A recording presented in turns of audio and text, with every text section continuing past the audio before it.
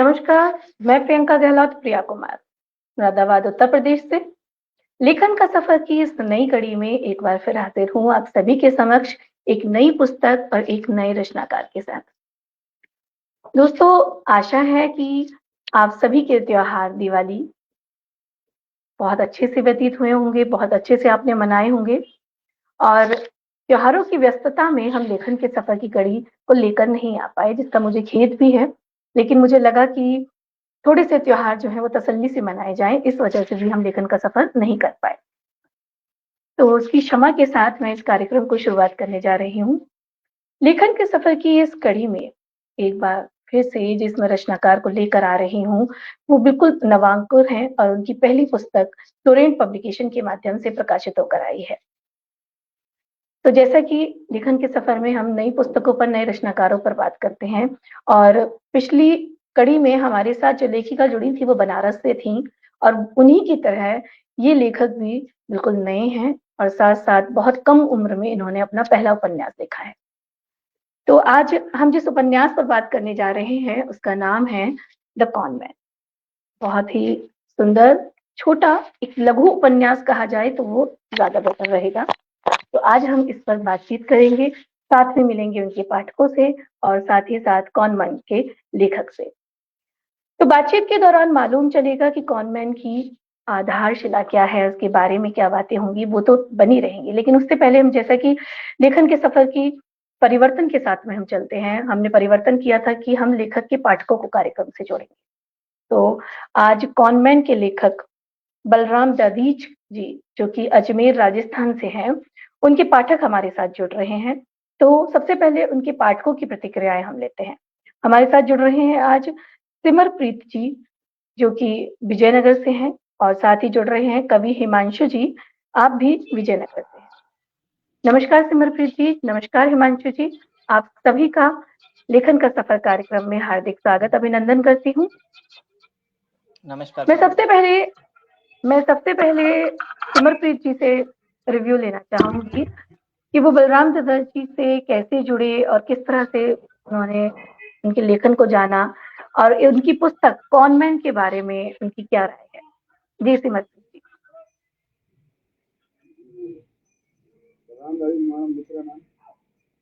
सिमरप्रीत जी थोड़ा सा आप तेज बोलिए क्योंकि आपकी आवाज कम आ रही है। बलराम दादी हमारा मित्र है जी और ये इसके लेखन में रुचि इसकी शुरू से बहुत अच्छी रही है। जी जी ये कॉनवेंट किताब फ्लोरेंस पब्लिशर करवाई है इसने। जी जी तो गणेश मित्र रही है हमारी इससे। मैं सिमरप्रीत जी आपको सुन नहीं पा रही हूँ, आपका थोड़ा सा आवाज का डिस्टरबेंस मुझे लग रहा है और आवाज कम आ रही है। आप एक बार अपना, यदि आपने ब्लूटूथ लगाया है तो आप ब्लूटूथ निकाल कर बोल के देखिए।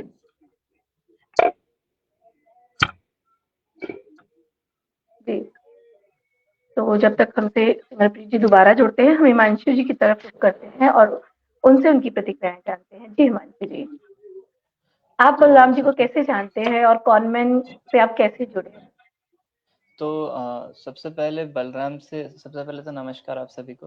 बलराम से ऐसे मुलाकात हुई थी सबसे पहले कि हम कुछ वर्ष पहले जब कोविड का समय था तो क्रिकेट खेल रहे थे, तो उस टाइम ये कुछ काम करता था, तो ये इसके किसी मित्र के साथ हमको क्रिकेट के मैदान पे मिला था। ये पूरा मैंने जो भी घटनाक्रम है ये मैंने शुभकामना संदेश है पुस्तक में, तो उसके जी अंदर भी हाँ। लिखा है कि हमारी मुलाकात कैसे हुई वहाँ पे।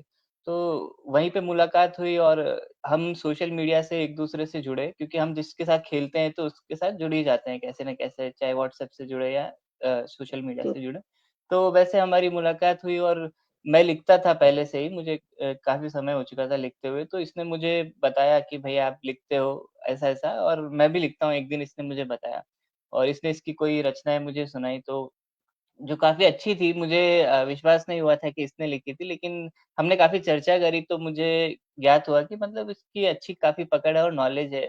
तो ही इज़ गॉड गिफ्टेड, मतलब उसका गॉड गिफ्ट है थोड़ा-सा कि अ, पोएट के बारे में, कविताओं के बारे में काफ़ी अच्छी-खासी समझ है। तो इस तरह से हमारी जान-पहचान हुई और आगे हम दोनों का भाव एक-दूसरे के प्रति बढ़ा।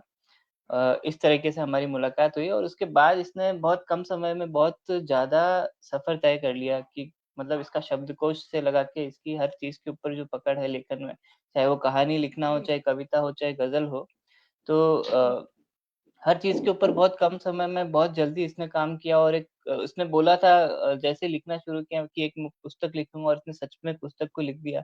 तो कॉनमैन के बारे में मेरा ऐसा विचार है मतलब कि जब हम इस पुस्तक को पढ़ते हैं, ठीक?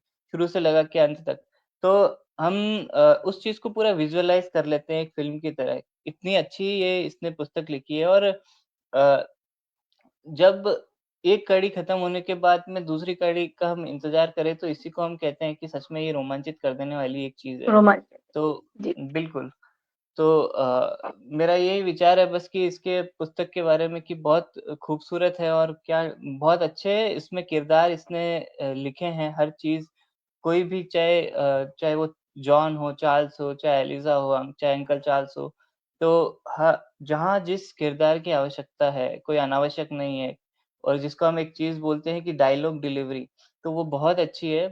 सब कुछ विज़ुअलाइज़ हो रहा था, इवन मुझे वो जो कैरेक्टर्स थे, जब मैं पुस्तक को पढ़ रहा था, मैंने इस पुस्तक को 2 घंटे में खत्म कर दिया, जब पढ़ना शुरू किया, तो मैंने इस पुस्तक को 2 घंटे में खत्म किया और हर कैरेक्टर की आवाज़ मैंने अज़्यूम कर ली थी कि ये हाँ, इसकी आवाज़ बिल्कुल ऐसी होगी और बिल्कुल वो वैसे ही चलता रहा। तो जी, बहुत सराहनीय है मेरे हिसाब से। मुझे विश्वास नहीं हुआ जब ये पुस्तक पढ़ते हैं तो हम ऐसा अज़्यूम कर सकते हैं हाँ, कि ऐसा कुछ लिखा जा सकता है। लेकिन जब हमको ये पता चलता है कि ये जो लिखने वाला शख़्स है ये 20 साल का भी नहीं है, तो ये चीज़ थोड़ी विश्वास नहीं होती है कि हाँ, मतलब कि इतना अच्छा कोई जी, कैसे लिख सकता है। जी। बहुत-बहुत धन्यवाद हिमांशु जी आपकी प्रतिक्रिया के जी, लिए। और कौन मैन जैसे कि नाम से ही है, मुझे तो जब ये मैंने पुस्तक का नाम सुना और पुस्तक मेरे पास पहुँची, पुस्तक पहुँचने से पहले मुझे टीम ने यही बताया था कि आपके पास ये बुक पहुँचने वाली है। तो नाम सुनते ही जी। मुझे जो है बचपन की कॉमिक्स याद आ गई थी। इसका नाम इतना हाँ, रोचक सा लगा, जैसे मैं बचपन में कॉमिक्स पढ़ती थी उस समय पर ध्रुव और भी नागराज की कॉमिक्स होती थी, वो सब हम कॉमिक्स पढ़ते थे, तो कुछ इस तरह का मुझे नाम बिल्कुल। लगा। फिर इसको पढ़ने के बाद में जो मैंने महसूस किया, उसे मैं आगे की चर्चा के दौरान ज़रूर आप सभी से साझा करूँगी। हिमांशु जी, बहुत-बहुत धन्यवाद। आप फ्लोरेंट की टीम से मैं आपको या बहुत धन्यवाद देती हूँ कि आप लेखन का सफर में आए, आपने अपना बहुमूल्य समय दिया। आप साथ बने रहिए। बहुत अभिनंदन। मैं सिमरप्रीत जी की तरफ रुख करती हूँ, वापसी लेती हूँ और उनसे जानना चाहती हूँ कि उनकी प्रतिक्रिया क्या है। थोड़ा-सा आवाज़ का डिस्टर्बेंस था सिमरप्रीत जी, अब आप अपनी प्रतिक्रिया दे सकते हैं। जी, सिमरप्रीत जी बोलें।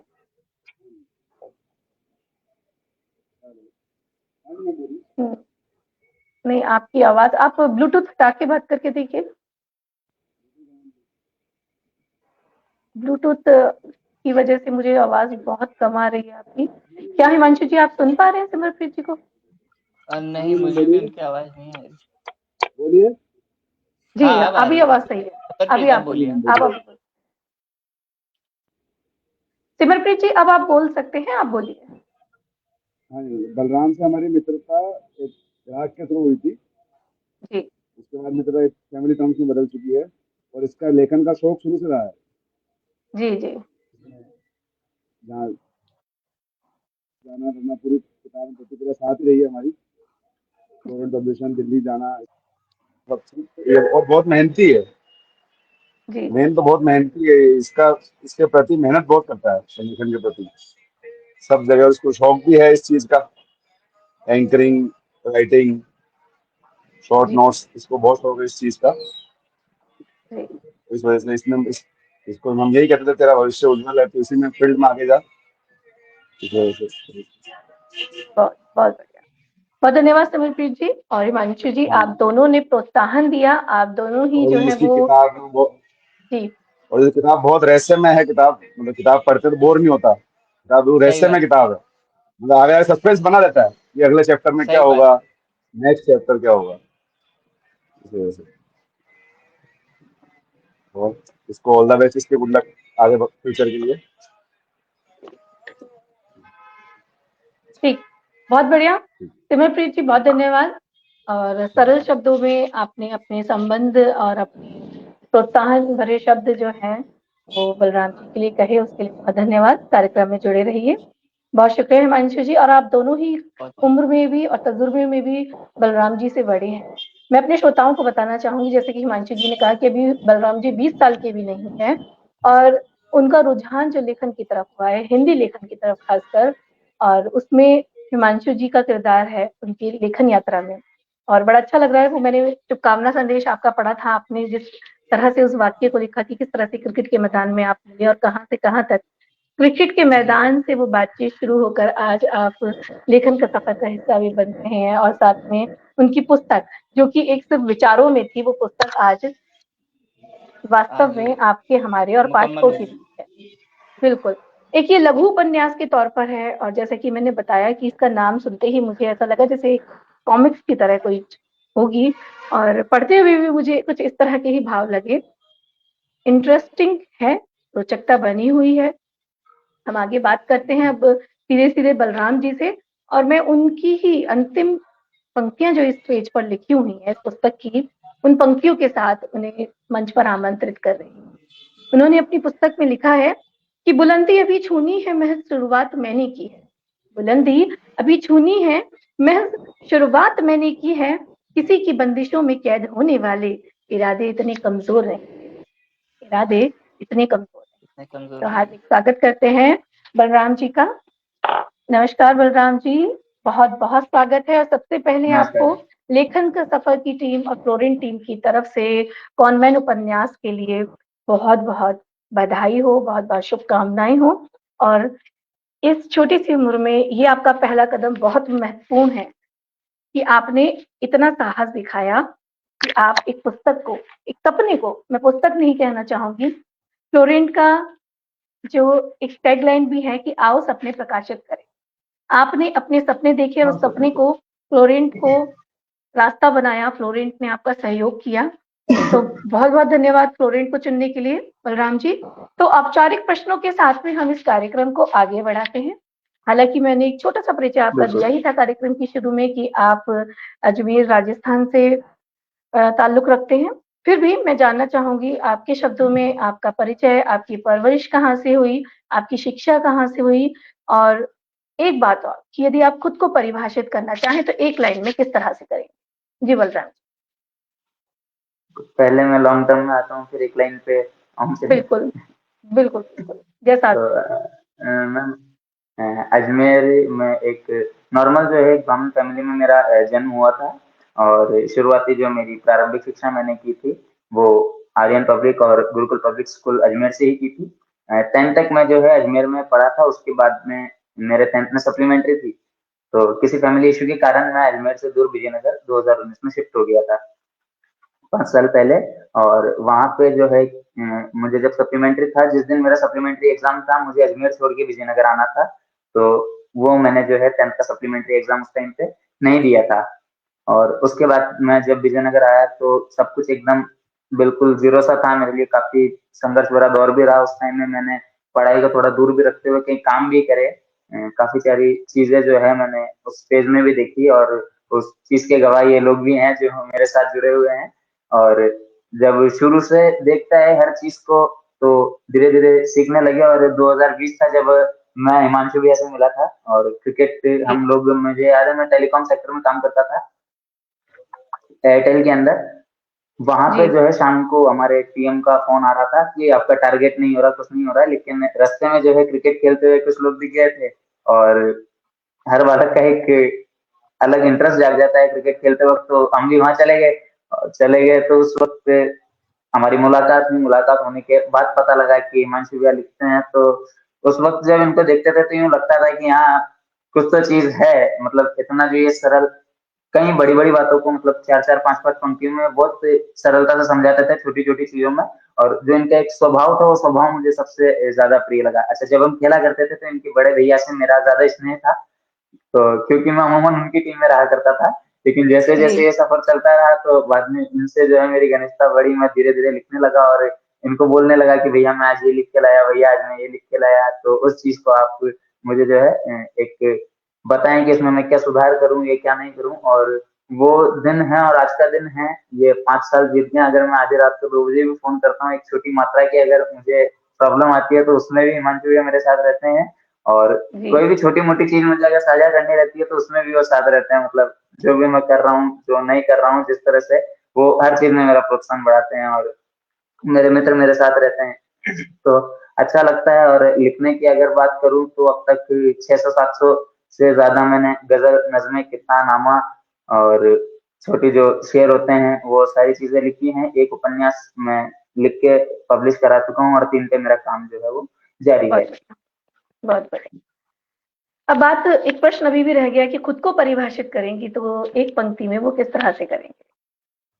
एक पंक्ति में अगर खुद को परिभाषित करना हो तो एक पंक्ति में तो मैम शायद मैं नहीं कर पाऊँगा। एक शब्द आप मुझसे पूछ सकते हैं तो मैं पैशनेट कहूँगा अपने लिए, जो मैं अपने ठीक, पैशन के प्रति समर्पित हूँ। बिल्कुल। वो होना ज़रूरी है। जब आप कुछ तय कर लेते हैं, कुछ विचार करते हैं, फिर उसको साकार रूप में लाने के लिए पैशनेट होना बहुत ज़रूरी है और ये बहुत अच्छी बात है। मैं अचंभित थी इस पुस्तक को देखकर, फिर आपका परिचय जानकर कि इस उम्र में वाक़ई में बच्चे क्रिकेट खेलते हैं, उनका खेल की तरफ रुझान होता है या अन्य शौक होते हैं और लेखन के प्रति मैं उदासीनता देखती हूँ आज के समय में। मेरे ख्याल में हिमांशु जी भी मेरे से इत्तेफ़ाक रखते होंगे कि अभी जो नई जनरेशन है वो फिर भी लिखने पढ़ने के प्रति जो है कम देखी जाती है। लेकिन जब सही आप बात। जैसे बच्चे उठकर आते हैं, वो आपसे पहले लेखन के सफ़र में हमारे साथ जुड़ी थी प्रज्ञा नाम से, तो वो भी आप ही की हम उम्र हैं। उन्होंने भी एक उपन्यास लिखा है और इत्तेफ़ाक उनका भी पहला उपन्यास है और आपका भी पहला उपन्यास है। उन्होंने भी बहुत शानदार उपन्यास लिखा, अपने घर में सबसे छोटी रहीं वो और उसी तरीके से आप हैं। ये 2 अभी तक के लेखन के सफ़र के 3 साल के क्रम में, लेखन के सफ़र को 3 साल हो चुके हैं और 3 साल के क्रम में बहुत से रचनाकार मुझसे जुड़े हैं। तो आधी उम्र गुज़र जाने के बाद में वो लोग लिखना शुरू करते हैं। पढ़ते तो आते हैं लेकिन लिखने की हिम्मत नहीं जुटा पाते क्योंकि लेखन के प्रति जो एक नज़रिया है वो लोगों का ये रहता है कि इससे हम जुड़कर कुछ कर नहीं सकते हैं। मेरा अगला प्रश्न जो है बलराम जी से वो कुछ इस तरीके का ही है। पहले मेरे प्रश्न 1 नहीं होते, 1 में 3-4 होते हैं, तो आप इस बात के लिए तैयार रहिएगा। तो पहला प्रश्न, इस दूसरे प्रश्न में पहला प्रश्न यही है कि आपके पसंदीदा लेखक-लेखिका कौन है? साथ में आप अपनी मेरे पुस्तक के बारे में, कॉनवेंट के बारे में एक संक्षिप्त परिचय ज़रूर दीजिए। आप बताइए कि ऐसा क्या ख़ास है कि लोग कॉनवेंट पढ़नी चाहिए? तो मैं सबसे पहले जानना चाहूँगी आपकी जो पसंदीदा लेखक-लेखिका हैं, वो किसी भी दौर के हों, चाहे अभी वर्तमान समय से हों या पूर्व से हों, आप बता सकते हैं और वो क्यों आपको पसंद है? बलराम जी। लेखक अगर हिंदी में यदि आप बात करें तो मैं मुंशी प्रेमचंद जी की कई पुस्तकें मैंने पढ़ी हैं। वर्तमान में अनुराग पाठक जी की पुस्तकें मैं पढ़ता हूँ और उसके अलावा सूर्यकांत त्रिपाठी जो थे, निराला उनको बोलते थे, वो उनकी पुस्तक है। मैंने पुस्तकें बड़ी कम पढ़ी है, मैंने कई रचनाएं इनकी है वो पढ़ी हैं। उसके अलावा जब मैंने ये शुरू किया था लिखना तो उस वक्त में जो मुख्य चीज जो थी जिसको सेंटर में रखा गया वो ये शेरो शायरी और ये सभी था। तो उस वक्त में मुझे कई पुराने जो रचनाकार रहे हैं या पुराने जो शायर रहे हैं उनसे कई चीजें मिली। तो वो लोग बहुत सारे हैं जिनको मैं फॉलो करता था, जैसे साहिल लुधियानी साहब हुए, अकबर इलाहाबादी साहब, गुलाम मोहम्मद कासिर साहब हुए, शहरयार हुए, अहमद फराज साहब मुझे बहुत पसंद है। तो इन लोगों को सुन के जो है या पढ़ के मैंने ये सारी चीजें करी। और दूसरा जो सवाल आपका था कि कॉन्वेंट क्यों पढ़नी चाहिए लोगों को, जो उसके बारे में एक संक्षेप, तो आजकल जहां तक देखा जाता है ये जो बुक्स वगैरह होती है इनसे लोगों का ध्यान बिल्कुल हटता जा रहा है।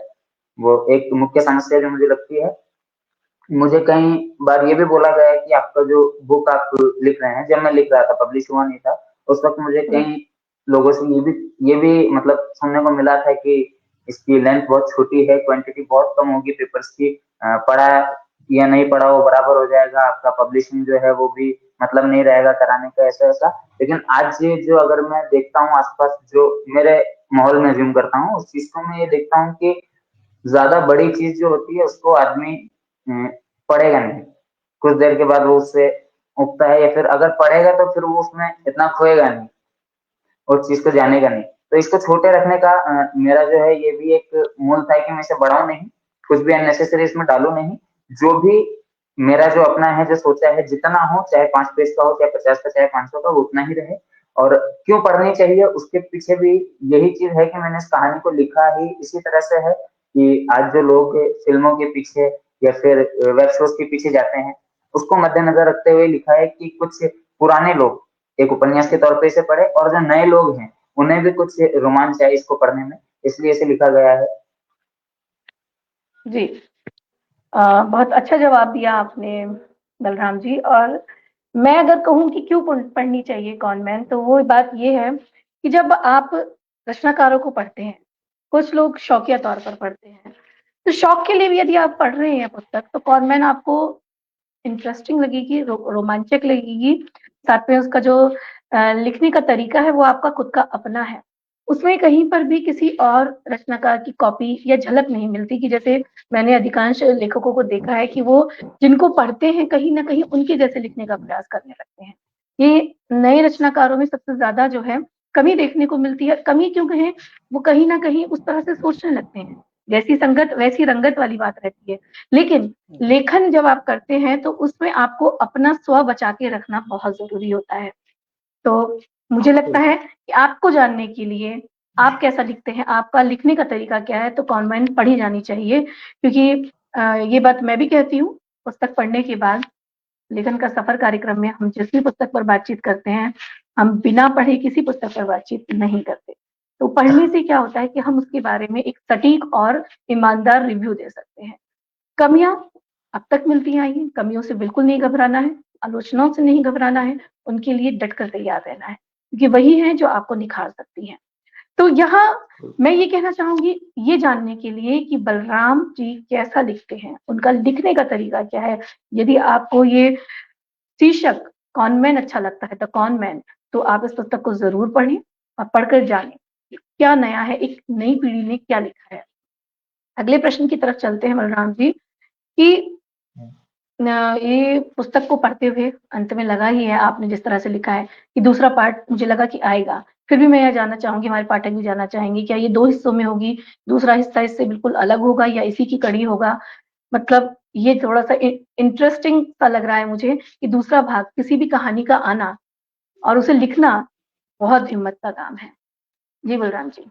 तो मैम, आपको फ्लोरेंट पब्लिकेशंस को और जितने भी लोग जुड़े हैं उन सबको बता दूं कि दूसरे पार्ट पे जो है काम चालू हो चुका है, अप्रोक्स 20 to 30% वो मैं लिख भी चुका हूँ। और रही बात कि इसकी कड़ी में आएगा या नहीं, तो मैं बता दूं कैरेक्टर्स यही रहेंगे। इन कैरेक्टर्स के साथ कुछ और कैरेक्टर्स भी ऐड होंगे, और इस बार कहानी जो है थोड़े मैं बड़े स्केल पे भी लेके जा रहा हूँ उस चीज को। तो वो चीज अलग रहेगी, रोमांच, लेकिन वो क्या रहेगी, वो किताब जब पब्लिश वो होगी वो सस्पेंस, पढ़ेंगे आप, तो वो वो चीज सस्पेंस बना आप रहना चाहिए। वो सस्पेंस हाँ, रहेगा। वो सस्पेंस बना रहना चाहिए। अच्छा, आपने इतने कम उम्र में उपन्यास लिखने की क्यों ठानी? क्योंकि ये एक रिस्क की तरह लगता है। जहाँ लोग जब लिखना शुरू करते हैं तो कोशिश करते हैं कि मेरी कविताएं आए या कुछ इस तरह का छोटा जो मैंने लिखा है अभ्यास की तरह वो आए। आपने सीधे एक उपन्यास प्रकाशन की ठानी, और एक जासूसी उपन्यास की तरह मुझे ये लगा। तो आपका इसकी कोई खास वजह है कि आपने इसको इस तरह से लिखा, या आपको वीडियो गेम्स और ये इस तरह की मूवीज ये सब पसंद है, इससे आप प्रेरित होकर इस उपन्यास में लिखे हैं? जी बलराम जी। प्रेरणा तो मैम, ऐसा प्रेरणा तो आप जहाँ से लेते हैं वहीं से मिल सकती है, जहाँ से चाहें। एक मैंने आपको बताया था कि मैं अनुराग पाठक जी के उपन्यास, तो मैंने 12th फेल जो अभी जिसमें मूवी भी आई थी, विक्रांत मैसी विधु विनोद चोपड़ा जी की, तो 12th फेल मैंने उपन्यास पढ़ा था उनका, करीब 2 साल या 2.5 साल पहले। उस वक्त मैं खाली छोटी मोटी चीजें लिखता था। तब मैंने हिमांशु भैया से बात की थी कि भैया मैंने ऐसे ऐसे बुक पढ़ी और मैं भी बुक की तरफ जाना चाहता हूँ। अच्छा, एक चीज मैं आप लोगों को और बता दूं, कॉनमैन मेरा पहला उपन्यास नहीं है। कॉनमैन जो है वो पहला उपन्यास नहीं था, कॉनमैन पहला उपन्यास बना क्योंकि इससे पहले जो है मैंने कलाकार करके एक उपन्यास की तैयारी की थी, जिसके मैं अमूमन 10-12 पेज लिख चुका था। लेकिन उसे जो है मैंने एक लैपटॉप में लिखा था, और वो लैपटॉप जो है किसी कारण से खराब हो गया, तो वो हार्ड ड्राइव पूरी उड़ गई थी जिसमें वो भी निकल गया था। तो उसके बाद में जो है वो जो आपने कहा कि एक रिस्क वाला लगता है, तो वो मुझे लगा कि हाँ रिस्क तो है, लेकिन एक चीज मेरे जहन में शुरू से थी कि मैं कई दफा देखता आया हूँ कई सारी चीजें कि शौक जो है वो धीरे धीरे मरते जाते हैं, लेकिन एक चीज मुझे थी कि एक शौक मुझे जिंदा रखना है। और जैसे मैं कविताओं में या गजलों में ठीक ठाक कर रहा हूँ, तो मुझे एक था कि हाँ मैं शायद अगर पुस्तक या उपन्यास लिखूंगा तो वहां भी कर सकता हूँ, और अगर चलना ना चलना वो बात की बात है, एक जो मेरा शौक है उस चीज को मैं पूरा कर सकता हूँ। तो उसके बाद जो है मैंने कॉन्वेंट की शुरुआत की, और कॉन्वेंट को जो है मैंने हैंड रिटन कम्प्लीटली लिखा है। बिना किसी डिजिटल मोबाइल या फिर लैपटॉप की यूज से कॉपी के थ्रू ही लिखा था। और इसे लिखने में करीब जो है मुझे 10 से 12 महीने लगे और पब्लिशर ढूंढने में 6 महीने लगे। तो इसके साथ जो है टोटल सफर 18 महीने का था कॉन्वेंट को पहली कड़ी से लेके जी, अंतिम कड़ी तक बाजार में आने तक। जी, क्या बात है। बहुत मेहनत लगी होगी आज के डिजिटल दौर में, आप कॉपी पेंसिल लेके लिखे हैं। मैं तो लगभग लिखते-लिखते भूल भी चुकी हूँ कि मैं कॉपी पेंसिल से किस तरह से लिखा जाता है। हम लोग अभी सब ऑनलाइन ही इस तरह से काम करते हैं, लिखते हैं। तो ये बहुत अच्छा प्रयास था, आपका पहला प्रयास था और आपने मेहनत भी बहुत की है इस पर। जैसे कि आपने बताया आपको 6 महीने का समय पब्लिकेशन को ढूँढने के लिए लगा। तो यहाँ एक प्रश्न ये भी बिल्कुल। आता है, मैं ज़रूर चाहूँगी कि आप अपना अनुभव साझा करें कि चूँकि पुस्तक फ्लोरेंट पब्लिकेशन से प्रकाशित होकर आई है, तो आपका अनुभव कैसा रहा है फ्लोरेंट के साथ अपने प्रकाशन का? क्योंकि पहला अनुभव जहाँ तक मेरे साथ न केवल फ्लोरेंट से पब्लिश राइटर लेखन का सफ़र में जुड़े हैं, बल्कि तमाम राइटर्स ऐसे जुड़े हैं जो अदर पब्लिकेशन से जुड़ते हैं और हर बार कई बार वो लोग यही बात बताते हैं कि उनका पहला अनुभव जहाँ भी कहीं रहता है, वो कहीं न कहीं चूक वाला रहता है या दुखदाई रहता है या उन्हें इस बात का बड़ा गहरा ये रहता है कि हमें तब फ्लोरेंट से नहीं जुड़ पाए। ये तो बात हुई कि मैं आपका अनुभव जानना चाहूँगी पर्सनली व्यक्तिगत तौर पर कि आपका अनुभव कैसा रहा फ्लोरेंट के साथ में? बिल्कुल, तो मैम पहला जो मेरा पहला उपन्यास था, मुझे बिल्कुल भी एक्सपीरियंस नहीं था इस चीज़ का कभी भी किसी भी तरह से। जहाँ तक हो सकता था मैं चाहता था कि मुझे अच्छा पब्लिशर मिले। अब अच्छे पब्लिशर में आप क्या चीज़ ढूँढते हैं, जो लिखा मैंने जो चीज़ अज़्यूम करी आस-पास लोगों को देखा या पुराने जो उपन्यास देखे, उनमें मैंने कई माइनर जो चीज़ें होती है जैसे आईएसबीएन कोड होता है, कॉपीराइट जो होता है, वो सारी चीज़ें होती है और उस चीज़ में जो है मैं पब्लिशर ढूँढने निकल गया। मैंने ऑनलाइन भी कई पब्लिशर से बात करी, ऑफलाइन भी करी, मिलना-मिलाना सारी चीज़ें, लेकिन जिस तरह का काम मुझे चाहिए था उस तरह का काम मुझे मिला नहीं।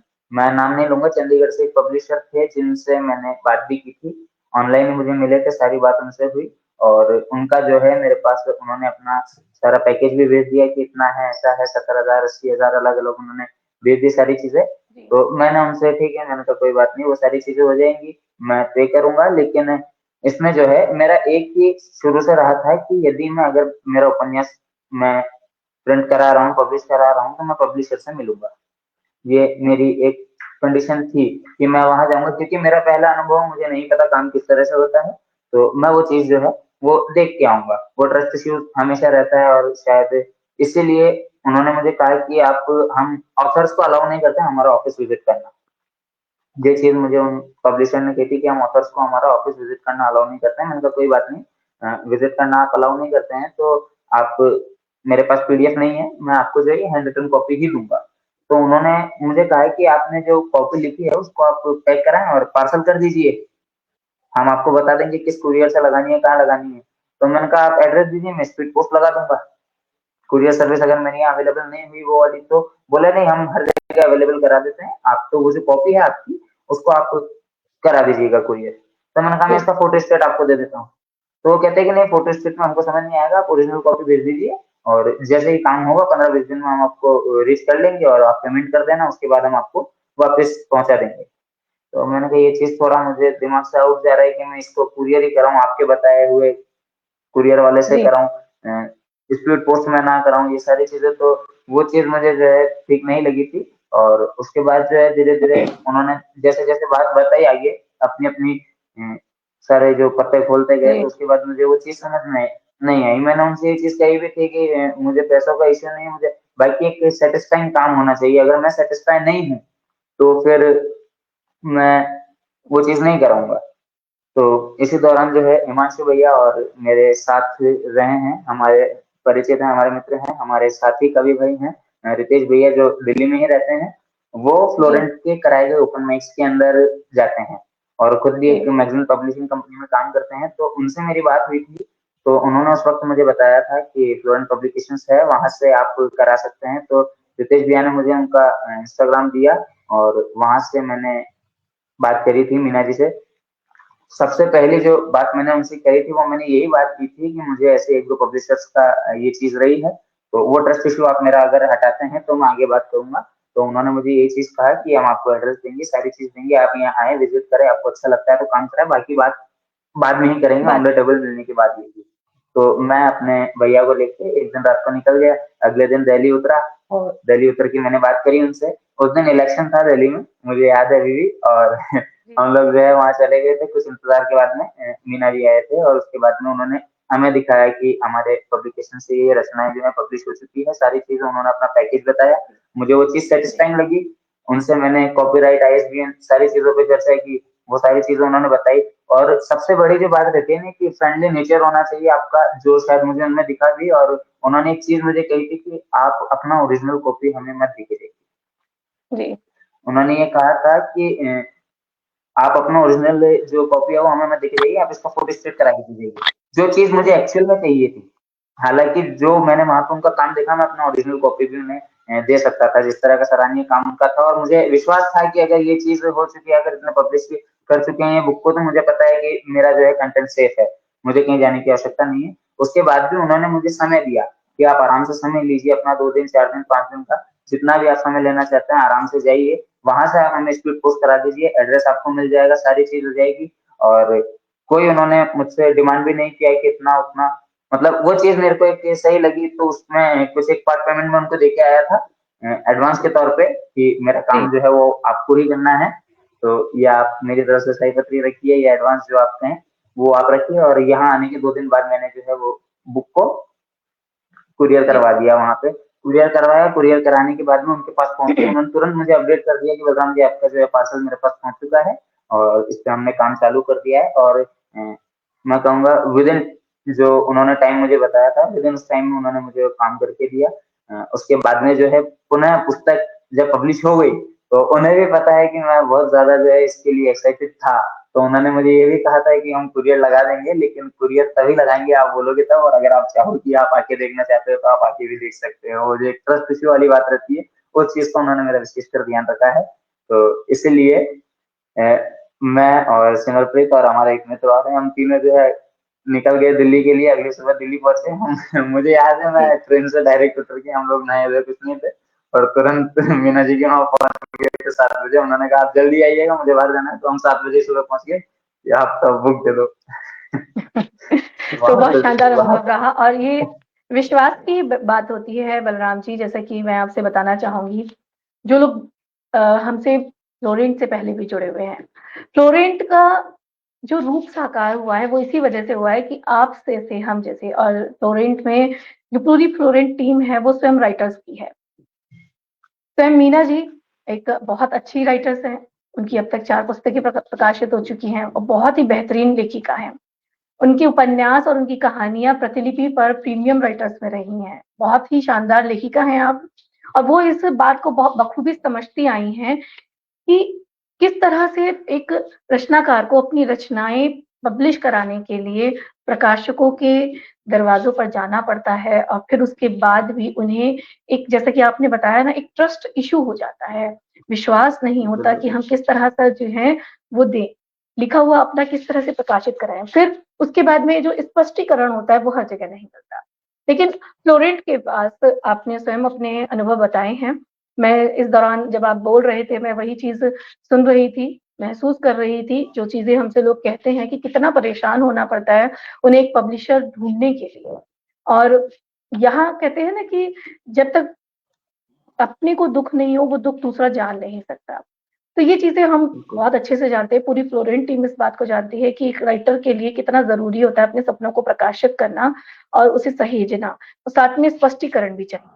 तो वो चीज यहाँ नहीं मिलेगी आपको। फ्लोरेंट पर आपकी हर दुविधा का, हर संकोच का निवारण करने का प्रयास जो है फ्लोरेंट टीम करती है। और बहुत खुशी होती है जब एक भी चेहरे पर हम ऐसी मुस्कान देखते हैं कि उनके मन का काम हुआ है, और उनके हमारे प्रकाशन से उनकी पुस्तकें, वह पुस्तकें नहीं कहते, हम सपने कहते हैं, वो सपने प्रकाशित होकर आते हैं।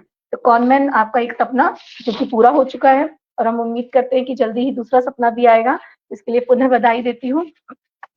अब एक प्रश्न जो मैं करने जा रही हूँ आपसे, वो प्रश्न नए और पुराने दौर के ऊपर है कि आपने किताबें भी पढ़ी हैं, आप पुराने रचनाकारों को भी पढ़ते आए हैं, और अपने आसपास हिमांशु जी जैसे और भी नए रचनाकारों से आप 2-4 होते होंगे, कार्यक्रम में भी जाते हैं आप, ओपन मिक्स में भी जाते हैं। तो आप, ऐसा कोई पहलू है जो खासकर हिंदी साहित्य का, जो वर्तमान समय से अधिक आपको पूर्वकालीन साहित्य के समय का अच्छा लगता हो? कोई एक ऐसा बात होती है जो आपको अभी के राइटर्स में नहीं देखने को मिलती, वो कहीं आपने पुराने राइटर्स में देखी हो, कोई एक ऐसी बात होती है कि नहीं नए में वो चीज़ है नहीं है ना? वो चीज़ हम जो मिस करते हैं जब हम पुराना पढ़ते हैं और साथ में जब हम नया पढ़ते हैं। या ये भी एक प्रश्न है इसमें कि आज के और पुराने रचनाकारों में आपको क्या विषमताएँ दिखाई देती हैं? क्या भिन्नताएँ दिखाई देती हैं? और किन बातों से आप जो है आप क्या सीखते हैं? जी, बलराम जी। मैम वैसे अगर मैं बताऊं तो गलत कोई नहीं है। देखिए अगर जैसे हिमांशु भैया खुद कहते हैं अच्छा हो या बुरा लिखो अपने दिल से, तो अपने दिल का सब लिखते हैं। और उसमें जो नए या पुराने रचनाकारों की आपने बात कही, तो मुझे लगता है कि शायद जैसे हम खुद डिजिटल हैं, अभी डिजिटली मुलाकात हो रही है, ये सारी चीज है, ये अच्छी है। जी, लेकिन जितना आदमी फिजिकल हो, फिजिकल जो है वो एक अच्छी चीज रहती है। मैं आज भी जो है मोबाइल्स के नोट्स में लिखा करता हूँ जब मैं कहीं बाहर होता हूँ या जाता हूँ, बल्कि अमूमन मैं जो है पसंद करता हूँ हाथ से ही लिखूँ उस चीज को, क्योंकि हैंड रिटन चीज जो है वो सही चीज है। और कुछ एक चीज जो है मैं अपने साथ भी ये चीज फील करता हूँ, जो पुराने रचनाकार या पुराने कलमकार रहे हैं, उनके पास में एक अलग सा लहजा था, एक अलग जो उनकी बोलने की या फिर लिखने की मैं कहूँ कला थी, वो अलग थी। अभी के लेखकों में या फिर मैं कहूँ कि कवियों में जो है थोड़ा सा कम है।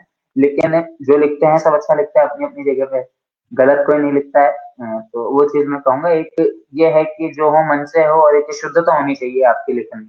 जी। वो शुद्धता अगर आपके पास नहीं है तो फिर शायद आपका लेखन किया ना किया वो बराबर मैं मानता हूँ। बाकी अगर आप कहें कि जो विषमताएं दिखती है, वो विषमता यही है कि आप डिजिटल से ज्यादा फिजिकल हो। तो जी, बहुत अच्छा। बहुत अच्छी बातचीत आपके साथ रही बलराम जी। और लिखने की कला को आप अभी भी कागज़ और पेन से जोड़कर देखते हैं, ये बहुत अच्छी बात है। इस समय पर जहाँ टाइपिंग का दौर है, जहाँ झट से मोबाइल पे व्हाट्सएप से हम लोग अब तो देखिए लिखने से ज़्यादा वॉइस नोट्स भेजे जाते हैं और लोग वॉइस टाइपिंग भी करते हैं। क्योंकि हमारे पास बुक्स आती हैं जो अपनी पब्लिश कराते हैं, वो कितने लोग हैं जो वॉइस टाइपिंग के द्वारा अपनी डॉक फाइल या ये भेजते हैं, उसके बाद कितनी समस्याएँ आती हैं उसको काम करने में, उस करेक्ट है। फाइल पर प्रूफ रीड से लेकर हर तरह से एडिटिंग में। तो ये जो बात आपने कही बहुत अच्छी कही कि लिखने के लिए पेपर पेन होना तो खैर ज़रूरी है। इससे एक लिखने का अलग ही मज़ा भी आता है। आप ठहर के लिखते हैं, आप सोच के लिखते हैं, झट से जो विचार आए तुरंत टाइप किए, उसको मिटाते हुए ना रचनाकार एक अच्छा रचनाकार वही है जो अपने लिखे को तुरंत मिटा सके। ऐसी जो लहज़ा होता है ना वो आज के रचनाकारों में मेरे ख़्याल से मुझे कम दिखता है कि आप अपने लिखे को मिटा कर उस पे कुछ नया लिखना चाहें। क्योंकि हर लिखने वाले को अपना लिखा हुआ बहुत पसंद आता है। तो बहुत अच्छी और बहुत सुंदर बातचीत रही आपसे हमारी। और मुझे बड़ी खुशी होती है कि आप इस एज में लिख रहे हैं और आशा करते हैं कि आप इसमें अपना एक भविष्य भी बनाएँगे, एक करियर भी बनाएँगे और इसको आगे तक लेकर जाएँगे। ये केवल शौकिया ना रहकर फिर आप इसके लिए गंभीरता से आगे भी बढ़ेंगे। और आज आप यहाँ लेखन के सफर में उसके बाद पूरा देश आपको जाने, ऐसी उम्मीद। अब फ्लोरेंट टीम आपके साथ सहयोग के लिए हमेशा तत्पर है। चलते-चलते बस एक निवेदन कि यदि श्रोताओं के नाम कोई संदेश हो आपका, आप कुछ कहना चाहें अपनी ओर से लिखने वालों को, पढ़ने वालों को, तो आप कह सकते हैं। लिखने वालों को और पढ़ने वालों को, श्रोताओं को, दर्शकों को, या जितने भी मेरे करीब रहे, सबको संदेश एक ही है कि जिस तरह से भी मुझे अब तक समर्थन या साथ मिलता रहा है, वो साथ बरकरार रहे, ये सिलसिला, ये कारवां चलता रहे, ये वक्त यूं ही गुजरता रहे। तो आगे जो भी जी, होगा, और मैं इस चीज में अपने आप को खुशनसीब भी मानता हूँ कि जहां मुझे जरूरत पड़ी, मेरे साथ कई लोग खड़े हैं। अगर मुझे जरूरत पड़ती है मेरे साथ हिमांशु भैया मैं बेसिकली बता दूं, हम आपको पुणे जॉब करते हैं, जी, विजयनगर जो है वो यहाँ नहीं रहते हैं। लेकिन जब भी यहाँ आते हैं तो सबसे पहला फोन कॉल वो मुझे लगाते हैं कि मैं आ रहा हूँ, और आते उनसे मैं सबसे पहले सही बात मिलता है। हूँ। अभी दिवाली पे जब ये आए थे तो मैंने इन्हें फ्रेशन अप नहीं होने दिया, 2 दिन के सफर के बाद ये आए, और मैंने इन्हें आते ही बैठा दिया था। रात को हम कहीं लंबी चर्चाओं पे बैठे थे। मुझे जरूरत पड़ी जब कि मैं अकेला दिल्ली जाऊंगा या क्या होगा क्या नहीं, तो वहां पे जो है हमारे भाई साहब साथ में थे, वो मेरे साथ गए। और बलराम जी आपकी आवाज़ नहीं आ रही है। उसके बाद जो जी, आवाज़ नहीं आ रही है बलराम। आवाज़ नहीं आ रही है बलराम जी। अब आ रही है। हाँ, हाँ, अब अभी आ रही है। ठीक है। हेलो, अब हाँ, उसके बाद में जो है जब बुक जो है पब्लिश भी हो गई थी, तो बुक पब्लिश होने के बाद में भी मेरे साथ में जो है सिमरप्रीत और कल्पेश जो है मेरे दोस्त, वो गए थे। और सिर्फ ये बुक पब्लिशिंग का ही नहीं रहा है, जब मुझे ओपन माइक में भी जरूरत पड़ी, पहला ओपन माइक मैंने 2000 इसी साल जो है मार्च में दिया था, तब भी मेरे 2 दोस्त मेरे साथ थे।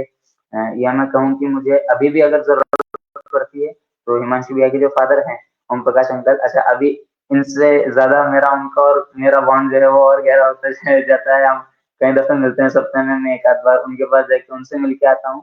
मुझे कहीं भी दिक्कत आती है तो मेरे साथ लोग खड़े हैं, तो इस चीज का मैं बहुत जो है अपने आप को ब्लेस्ड मानता हूँ कि मेरे पास ये लोग हैं, जो समर्थन मुझे मेरे परिवार से मिलता है, ये जो मेरे करीबियों से मिलता है वो चीज। और श्रोताओं से भी ये चीज कहना चाहूंगा कि अगर कुछ चीज होती है जो मेरे लेखन में लगती है, मैं प्रियंका जी, वो चीज है कि हर आदमी चाहता है कि वो सराहना मिले। मैं चाहता हूँ सराहना से ज्यादा मुझे शिकायतें मिले, क्योंकि अगर शिकायतें मिलेंगी तो उन पर मैं काम कर सकता हूँ, और उस चीज में मैं विश्वास रखता हूँ। जहां तक मुझे सही अब बात। तक हिमांशु भैया ने या ओम प्रकाश अंकल ने सिखाया है कि उन्होंने कहा भी था कि मैं समीक्षा दूंगा आपकी पुस्तक पे, लेकिन समीक्षा देने का जो है एक ही रहेगा कि मैं प्लस पॉइंट के साथ माइनस पॉइंट भी बताऊंगा। अगर मुझसे बिल्कुल, बहुत कटेगा जरूरी। तो मैं वो चीज आपको कहूंगा। तो मैंने उनसे ये कहा था बिल्कुल जरूरी, और ये चीज हिमांशु भैया को भी कही थी। तो ये चीज मैं चाहूंगा सभी श्रोताओं से कि अगर कुछ हो तो वो चीज भी जो है मुझ तक पहुंचे किसी न किसी तरह से, मुझे तक मिले, ताकि उस चीज पर मैं आगे काम कर सकूं, और ये समर्थन, ये प्यार बना रहे। इससे ज्यादा तो क्या ही कर सकता हूँ।